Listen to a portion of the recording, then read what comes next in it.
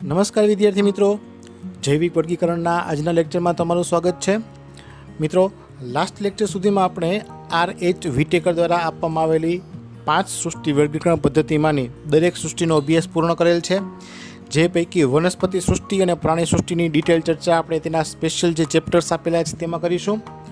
પરંતુ એક વાત ખાસ યાદ રાખવાની કે વિટેકરે જે 5 સૃષ્ટિ વર્ગીકરણ પદ્ધતિ આપેલ હતી તેમાં તેમણે વાયરસ, વિરોઇડ્સ, પ્રાયોન્સ જેવા અકોષીય સજીવો તેમજ લાઇકેન્સનો ઉલ્લેખ કરેલ નથી, જેનો આપણે સંક્ષિપ્તમાં અભ્યાસ કરવાનો થશે. કારણ કે ડિટેલ અભ્યાસમાં તો ઘણી બધી માહિતી ભણવી પડે અને આપણા કોર્સમાં પણ એટલું બધું આવેલ નથી. તો દરેકનો સંક્ષિપ્ત અભ્યાસ કરવાનો છે, જે પૈકી આજે આપણે વાયરસનો અભ્યાસ શરૂ કરીશું. તો મિત્રો, આપણે ખ્યાલ છે કે આપણને કોઈ વખત શરદીનો કે શરદી સાથે તાવનો ચેપ લાગેલ હશે, જેને આપણે ઇન્ફ્લુએન્ઝા કે કોમન કોલ્ડ અથવા તો ફ્લૂના નામથી ઓળખીએ છીએ. હવે આવી જે અસર છે તે મોટાભાગે વાયરસને કારણે થતી હોય છે. આમ તો વાયરસ છે તે સૂક્ષ્મજીવ ગણાય, એટલે કે જે સૂક્ષ્મજીવ છે જેને આપણે નરી આંખે જોઈ શકતા નથી તે પ્રકારનો સજીવ. ક્લિયર? કે જેને જોવા માટે મોટાભાગે માઇક્રોસ્કોપનો ઉપયોગ કરવો પડે. પરંતુ વાયરસ તો એટલા નાના છે કે સામાન્ય માઇક્રોસ્કોપમાં તો જોઈ ન શકાય, ઇલેક્ટ્રોન માઇક્રોસ્કોપની જરૂર પડશે. ક્લિયર? ઘણી વખત એવું પણ ધ્યાનમાં આવ્યું છે કે વાયરસ છે તે વાસ્તવિક જીવન ધરાવતા જ નથી, એટલે કે સાચા અર્થમાં તેઓ છે જ નહીં, કારણ કે વર્ગીકરણ અવસ્થામાં તેમને ક્યાંય શોધી શકાતા નથી. તેમના જે લક્ષણો છે તેને આધારે તેમને વર્ગીકરણની કોઈ પણ કક્ષામાં મૂકવામાં આવેલ નથી, સિવાય કે સૂક્ષ્મજીવો. ક્લિયર? તો વાયરસ આપણા શરીર પર કેવી અસર ધરાવી શકે તેનો વ્યવસ્થિત અભ્યાસ કરતા જઈએ તો એક રીતે જોઈએ તો વાયરસ જે છે તે કોષ રચના ધરાવતા નથી તેવા સજીવો છે, એટલે કે અકોષીય સજીવો છે. એટલે જો જીવંત કોષ ધરાવતા હોય કે કોષ રચના ધરાવતા હોય તો આપણે તેને કોઈ પણ વર્ગીકરણ સૃષ્ટિમાં અથવા તો સજીવ સૃષ્ટિમાં મૂકી શકીએ. પરંતુ તે કોષ રચના ધરાવતા નથી એટલા માટે આપણે તેને કોઈ પણ વર્ગીકરણમાં મૂકેલા નથી. પરંતુ એ પણ નોંધવું જરૂરી કે જીવંત કોષની બહાર તેઓ નિષ્ક્રિય સ્ફટિકમય રચના ધરાવે છે. ક્લિયર? એટલે વાયરસને આમ જોઈએ ને તો સજીવ અને નિર્જીવની જોડતી કડી કહેવાય. શા માટે? મિત્રો, પ્રશ્ન બહુ અગત્યનો છે, 2 માર્કના કારણ તરીકે પણ પૂછી શકે. જ્યારે વાયરસ કોઈ સજીવ શરીરની અંદર હશે ત્યારે તે સજીવ શરીરમાં રહી અને સક્રિય ઘટક તરીકે વર્તશે, પરંતુ જ્યારે તે સજીવ શરીરની બહાર હશે ત્યારે તે નિષ્ક્રિય ઘટક તરીકે રહેશે. એટલા માટે તેને સજીવ અને નિર્જીવની જોડતી કડી કહી શકાય. વિસ્તૃતમાં વાત કરીએ તો જ્યારે તે નિષ્ક્રિય સ્વરૂપે વાતાવરણમાં હશે ત્યારે સામાન્ય સ્ફટિકમય રચના એટલે કે ક્રિસ્ટલાઇન સ્ટ્રક્ચર ધરાવવા પ્રમાણે હશે. પરંતુ એકવાર જ્યારે તેઓ યજમાન કોષને ચેપ લગાડે ત્યારે તે યજમાન કોષના વ્યવસ્થા તંત્રનો ભાગ બની જાય છે. એનો મતલબ કે યજમાન જે કોષ છે, જે સજીવ શરીરનો કોષ છે, તેની અંદર વાયરસ જશે અને તે કોષની ક્રિયાવિધિ સાથે પોતાની ક્રિયાવિધિને જોડી તેના વ્યવસ્થા તંત્રનો ભાગ બનશે અને આપમેળે જ સ્વયંજનિત થઈ યજમાનને મારી નાખવા સુધીની ક્રિયા કરે, એટલે કે તે કોષનો નાશ કરવા સુધીની ક્રિયા કરી શકે છે. એટલે એમ કહી શકાય કે તે સજીવની અંદર લિવિંગ તરીકે અને સજીવની બહાર નોન લિવિંગ તરીકે હોય, એટલે નિર્જીવ અને સજીવ તેની જોડતી કડી થઈ. ક્લિયર? હવે એની બેઝિક શરૂઆત સમજતા જઈએ તો સૌ પ્રથમ પાસ્ચર નામના વૈજ્ઞાનિકે વાયરસ છે તેમનો અર્થ વિષ કે ઝેરી રસાયણ તરીકે આપેલ હતો. સૌ પ્રથમ શબ્દ પણ એમણે જ આપેલ હતો કે જે ઝેરી રસાયણ છે તેને વાયરસ કહેવાય. ત્યારબાદ DJ ઇવાનોસ્કીએ 1892માં કેટલાક સૂક્ષ્મજીવોની એવી માહિતી મળી તેને કે જે તમાકુના છોડ પર રોગકારક હતા, જે રોગને તમાકુનો કિરમિર રોગ તરીકે ઓળખીએ છીએ, અથવા તો તેને આપણે TMV તરીકે ઓળખીએ છીએ. આ વાયરસ એટલે ટોબેકો મોઝેઇક વાયરસ. બરાબર છે? આ જે રોગકારક સજીવો હતા તેઓ બેક્ટેરિયા પ્રૂફ ફિલ્ટરમાંથી પણ પસાર થઈ શકતા હતા, જેને કારણે દેખાવમાં પણ બેક્ટેરિયા કરતાં ખૂબ જ નાના હોય એવું અનુમાન મળ્યું. ત્યારબાદ વાત કરીએ તો MW બેઇઝરેનિક, તેમણે 1898માં તમાકુના જે વાયરસના રોગગ્રસ્ત એટલે કે જે સંક્રમિત છોડ હતા તેમના નિષ્કર્ષનું નિદર્શન કર્યું, એટલે કે તેમના વિશેનું રિસર્ચ થોડુંક મેળવ્યું અને તેમને જાણવા મળ્યું કે જે તંદુરસ્ત છોડને ચેપ લગાડે છે અને તે રસાયણને ચેપકારક જીવંત રસાયણ તરીકે સાબિતી મળી. એનો મતલબ કે તેમના નિષ્કર્ષણમાં તમને એવું જાણવા મળ્યું કે જે વાયરસ ઘટક છે તે તંદુરસ્ત છોડને ચેપ લગાડે છે અને તે રસાયણને ચેપકારક જીવંત રસાયણ તરીકે ઓળખાવ્યા. એને આપણે કોન્ટાજિયમ વાઇવમ ફ્લુઇડિયમ તરીકે ઓળખશું. મિત્રો શબ્દ ખાસ યાદ રાખવાનો છે, કોન્ટાજિયમ વાઇવમ ફ્લુઇડિયમ. ત્યારબાદ આગળ વાત કરીએ તો WM સ્ટેનલી તેમણે 1935માં એવું દર્શાવ્યું કે વાયરસને સ્ફટિકમય બનાવી શકાય છે અને આ સ્ફટિકો મુખ્યત્વે પ્રોટીનના બનેલા હોય, એટલે કે પ્રોટીન ધરાવતા હોય છે. સ્ફટિક એટલે ક્રિસ્ટલાઇન. ઓકે, તેઓ તેના ચોક્કસ યજમાન કોષની બહાર નિષ્ક્રિય હોય છે. એનો મતલબ એવો થયો કે હમણાં જ વાત કરીએ આપણે કે વાયરસ છે તે સજીવ શરીરની બહાર નિર્જીવ તરીકે હોય, નિષ્ક્રિય હશે. આમ વાયરસ અવિકલ્પી પરોપજીવી થયા.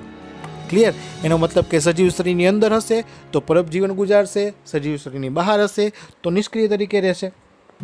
તો આ વાત થઈ તેના અત્યાર સુધીના ઇતિહાસની. હવે વાત કરીએ તેની રચનાની. તો મિત્રો જે વાયરસ છે તે મુખ્ય બે ઘટકો ધરાવે, પ્રોટીન અને જનીનદ્રવ્ય. મિત્રો ખાસ સમજતા જજો, બહુ અગત્યનું છે. પ્રોટીન અને જનીનદ્રવ્ય બે ઘટકો મુખ્ય છે તેનામાં. જનીનદ્રવ્ય તરીકે RNA અથવા DNA હોઈ શકે. તો મિત્રો સૌ પ્રથમ RNA કે DNA નું પહેલાં ફૂલ ફોર્મ જોઈ લઈ. DNA એટલે ડીઓક્સી રિબો ન્યુક્લિક એસિડ અને RNA એટલે રિબો ન્યુક્લિક એસિડ. મિત્રો આમ તો તમને ખ્યાલ હશે કે DNA RNA એ એવા જનીનદ્રવ્યો છે જે ન્યુક્લિક એસિડ છે કે જે આનુવંશિકતા માટે, એટલે કે એક પેઢીમાંથી બીજી પેઢીમાં જે લક્ષણો જાય છે તેના માટે જવાબદાર છે. એ ઉપરાંત શરીરમાં જેટલા નવા ઘટકોની રચના થાય છે, જે પ્રોટીન છે, ઉત્સેચકો છે, એ ઉપરાંત નવા નવા કોષ છે, તે બધા જની જે રચના છે તે આના પર આધારિત હોય છે. ટૂંકમાં આપણા શરીરની સંપૂર્ણ માહિતી DNA કે RNA પરથી આવતી હોય. તો આ જે DNA કે RNA છે તે વાયરસમાં હોઈ શકે. બંને સાથે ન હોય, ખાસ યાદ રાખવું. DNA હશે અથવા RNA હશે. જો DNA હોય તો તેને DNA વાયરસ કહેવાય, RNA હોય તો RNA વાયરસ કહેવાય, પરંતુ બંને સાથે જોવા મળશે નહીં. ક્લિયર? વાયરસમાં જે જનીનદ્રવ્ય છે તેને આપણે ન્યુક્લિયો પ્રોટીન તરીકે ઓળખી શકીએ. એટલે કે DNA કે RNA ન્યુક્લિક એસિડ વત્તા પ્રોટીન એટલે ન્યુક્લિયો પ્રોટીન થયું. ક્લિયર? અને આ જનીનદ્રવ્ય કેવું થશે? ચેપી થશે. સામાન્ય રીતે જે પ્રકારના વાયરસ વનસ્પતિને ચેપ લગાવે છે તેઓ એકલ શૃંખલામય RNA ધરાવતા હોય, એટલે કે સિંગલ સ્ટ્રેન્ડેડ RNA હોય. અને એવું પણ તારણ મળ્યું છે કે જે પ્રકારના વાયરસ પ્રાણીઓને ચેપ લગાવે છે તેઓ એકલ શૃંખલામય કે બેવડી શૃંખલામય RNA ધરાવતા અથવા તો બેવડી શૃંખલામય DNA ધરાવતા હોય. એટલે કે પ્રાણીઓને ચેપ લગાવતા virus single stranded RNA, double stranded RNA અથવા તો ડબલ સ્ટ્રેન્ડેડ DNA વાળા હોય. ક્લિયર? અમુક વાયરસ બેક્ટેરિયાને પણ ચેપ લગાવે છે, જેને આપણે બેક્ટેરિયોફેજ અથવા તો બેક્ટેરિયલ વાયરસ તરીકે ઓળખીએ છીએ. સામાન્ય રીતે આ બેક્ટેરિયોફેજ ડબલ સ્ટ્રેન્ડેડ DNA એટલે કે બેવડી શૃંખલાવાળા DNA હોય, જેની તમે ડાયાગ્રામ પણ જોઈ શકો છો. હવે તેની સામાન્ય રચના જોઈએ તો તે ફરતે પ્રોટીન આવરણ ધરાવે છે અને આ પ્રોટીન આવરણ એટલે કેપ્સિડ. મિત્રો ખાસ યાદ રાખજો, ઘણી વખત આકૃતિમાં જે નામકરણ છે તે પણ પૂછાતું હોય છે, તો યાદ રાખવું. વાયરસની ફરતે જે પ્રોટીનનું આવરણ છે તે બહારનું પ્રોટીન આવરણ જે શીર્ષમાં જોવા મળે છે તેને કેપ્સિડ કહીશું. અને તેના નાના નાના જે ઉપ એકમો છે એટલે કેપ્સિડના જે નાના ઘટકો છે તેને કેપ્સોમિયર તરીકે ઓળખવામાં આવે છે.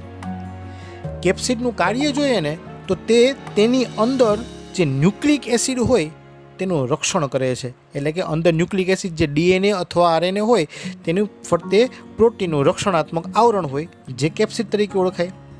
જે કેપ્સોમિયર છે તે કુંતલમય કે બહુફલકીય ભૌમિતિક સ્વરૂપમાં ગોઠવાયેલું હોય.